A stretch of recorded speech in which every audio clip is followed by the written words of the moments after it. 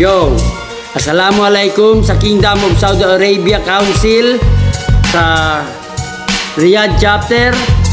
Binabati ko po ng Happy Oath-Taking Day ang Riyadh Chapter sa pangunguna ng kanilang GS na walang iba kundi si Luis Babasa, DGS Shaiden Hanapi, Secretary Romy Isip, PRO AKPJX Manib, MI1 Gomez Alvin and MI Hisula Salenga Jason, at sa kanilang treasurer na walang iba si Mildred Casin.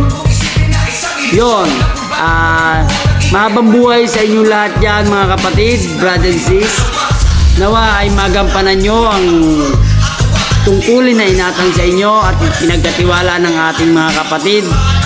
At nawa ang hiling ko sa ating buong may kapal o sa inyo dyan sa kay Allah na gabayan kayo sa lahat ng inyong gagawin at mga community service, humanitarian services.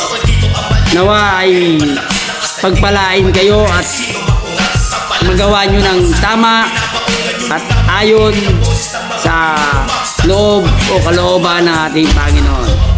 Yon, binabati ko kayo. Congratulations sa inyo lahat mga kapatid na bagong pamunuan, bagong officials na may ang kagalingan ay sumainyo, lalong-lalo na sa pagdedesisyon. Yon, welcome to the board of Alpha Kaparo at saka sa congratulations at advance. Congratulations sa magagawa at gagawin nyo dyan sa Kingdom of Saudi Arabia Council Riyadh Chapter. Yon, ang pagbating ito ay galing sa Acro Community Vlogger sa pangunguna ni Sis Vice Chairwoman Joby Marie Valencia.